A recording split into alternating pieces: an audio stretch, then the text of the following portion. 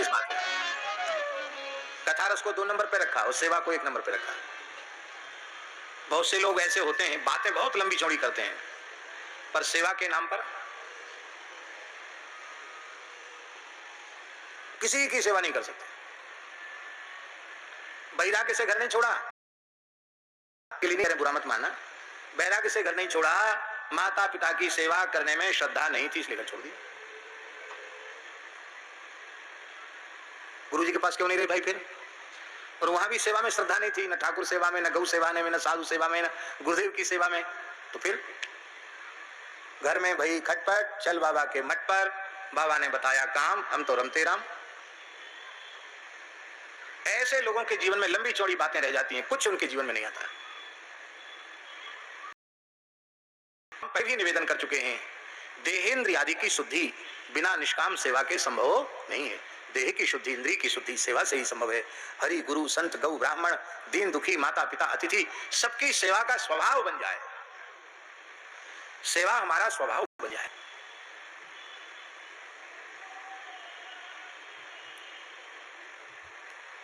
सत्संग में प्रायः माताओं की उपस्थिति अधिक होती है।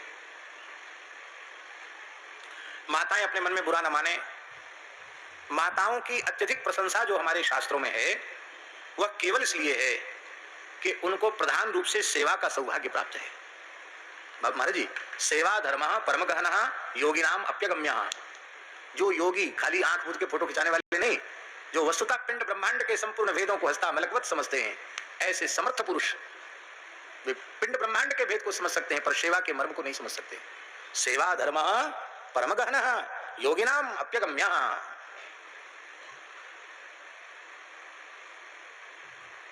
सेवा धर्म आगम है।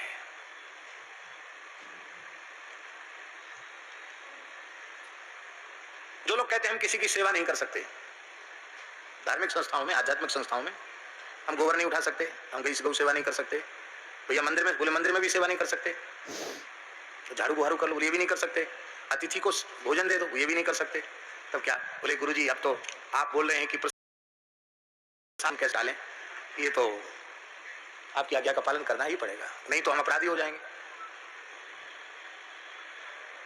जो किसी की सेवा नहीं कर सकते उन्हें किसी से सेवा लेने का अधिकार नहीं। लिख लो इस बात को, जो किसी की सेवा नहीं करते उन्हें किसी की भी सेवा लेने का हक नहीं, अधिकार नहीं है। आप सेवा करते नहीं हो, सेवा लेते हो, आप बेईमान हो। आप सेवा नहीं करते हो, आप चले जाओ जंगल में, अवधूत परमहंस दत्तात्रेय भगवान की तरह रहो, जड़ भरत जी की तरह रहो, ऐसे तो रहोगे नहीं।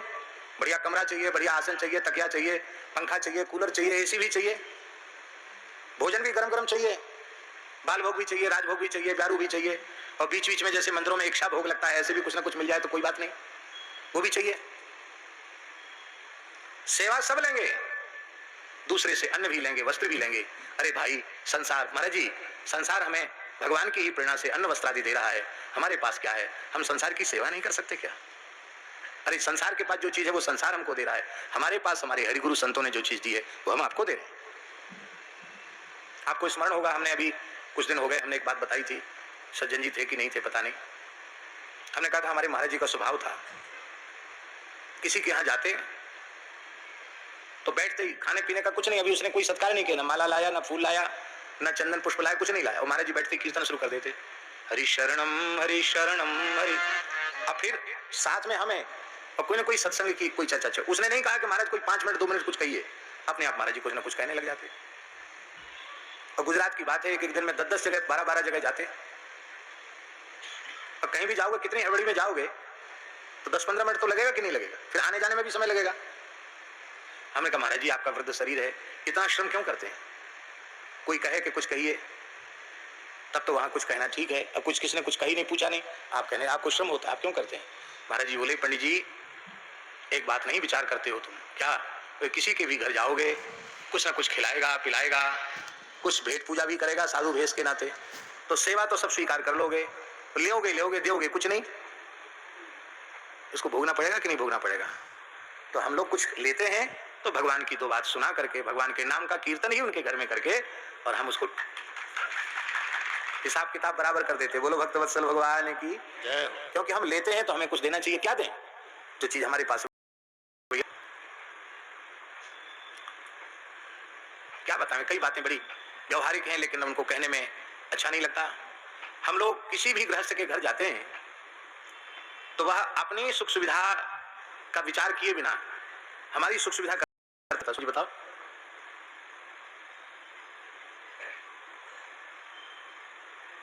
करता है? हम उसकी सेवा तो ले लेते हैं, और जब वो हमारे घर में आता तो हमारा घर माने हमारे रघुनाथ जी का घर, हमारे ठाकुर जी का घर, हमारे देवता का स्थान, हमारा गुरु परंपरा का मठ स्थान, वहां आता है तो हम उसको बिल्कुल भी सुविधा नहीं देना चाहते। क्यों? हम महात्मा है, वो दुनिया है। आपने उसके वाली है तो वह आया तो आप उसको, अतिथि है, अतिथि भगवान का स्वरूप होता है। सर्वस्याभ्यागतो गुरु, तो क्या हम उसका इतना आदर नहीं कर? भैया कहां से आए हो, बैठो, आसन पर बैठ जाओ, जल पिएंगे, जल पी लीजिए, प्रसाद पा लीजिए, अथवा अभी थोड़ी देर में भगवान को भोग लगने वाला है, प्रसाद पा लीजिए, और हम आपकी क्या सेवा कर सकते हैं? यहाँ क्या है महाराज? हम आपको बताएं, हमारे मलुक पीठ में बहुत ज्यादा जगह नहीं है, स्वामी जी तो कई बार गए। अच्छे अच्छे अमीर लोग ऐसे हॉल में पड़ जाते हैं आकर के। हॉल, बड़ा हॉल है, वो चाहे तो बड़े होटल में रुक सकते हैं, हॉल में पड़ जाते हैं अच्छे लोग। क्यों पड़ जाते हैं हॉल में?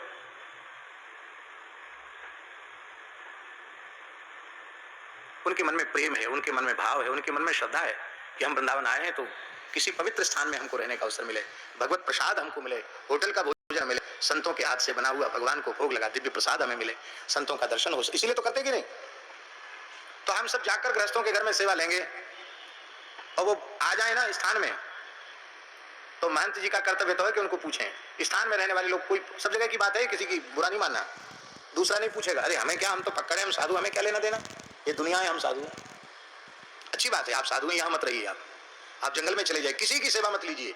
यदि आप जगत से सेवा लेते हैं तो जगत को जगन्नाथ स्वरूप मानकर आपको सेवा करनी चाहिए, ये आपका धर्म है।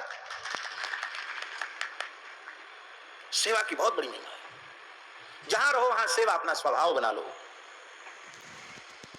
माताओं की बात बीच में छूट गई।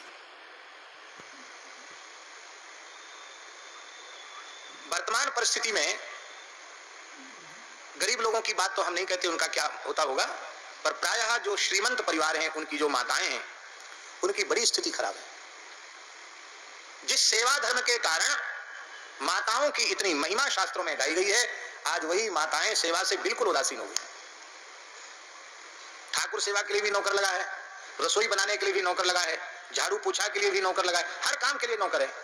चलो ठीक है भैया, नौकर है तो कितने लाख मंत्र का जप करती हो, फिर कितना स्तोत्र पाठ करती हो, फिर कितनी देर बैठकर ध्यान करती हो? ये सब कुछ नहीं, दिन भर टीवी, दिन भर मोबाइल, दिन भर पर निंदा, पर चर्चा, सर्वनाश हो रहा घरों का। हम आपकी मोदकी नहीं बोल सकते क्योंकि हमारा आपसे कोई स्वार्थ नहीं है। आप हमें यहां ना बुलाएं, आपकी बड़ी कृपा।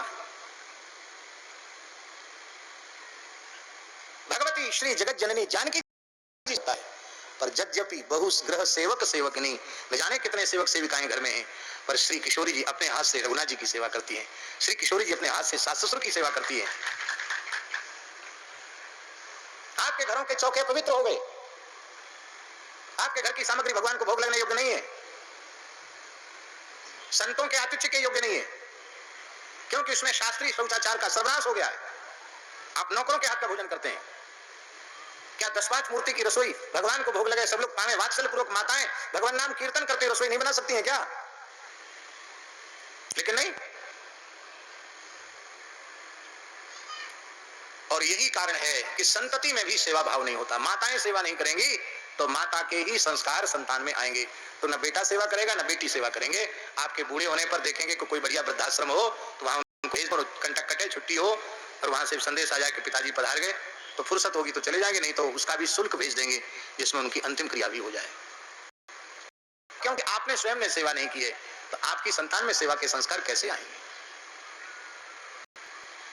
हमारी मन में बड़ी पीड़ा होती है कि भारतवर्ष जैसे धर्मप्राण देश में तो सेवा की बात कहनी पड़ती है, ये लज्जाजनक बात है। जो गाय संपूर्ण विराट ब्रह्मांड की सेवा करती है, जगत धात्री जगत जननी के रूप में, संपूर्ण प्रकृति और पर्यावरण को विशुद्ध बनाती है, सबका पोषण करती है, देवताओं का पोषण करती है यज्ञ आदि के द्वारा, कव्य के द्वारा पितरों का पोषण करती है, ऋषियों का पोषण करती है, जिसके बिना धर्म का आचरण ही संभव नहीं है, जो गाय जगत धात्री जगत पालिका है, उस गाय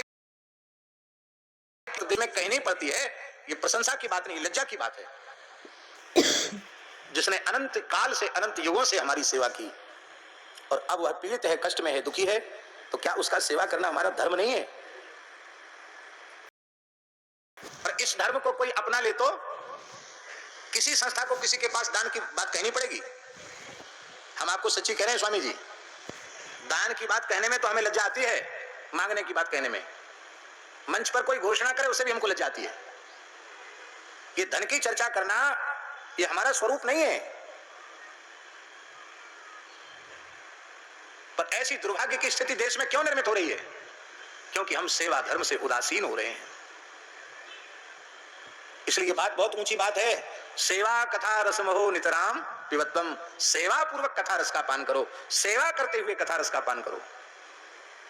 इसलिए माताओं से हमारी प्रार्थना है कि एक तो संयुक्त परिवार में रहना सीखें, संयुक्त परिवार में रहना सीखें। ये बात इसलिए हम निवेदन कर रहे हैं कि शौचाचार का पालन संयुक्त परिवार में बड़ी सहजता से हो सकता है।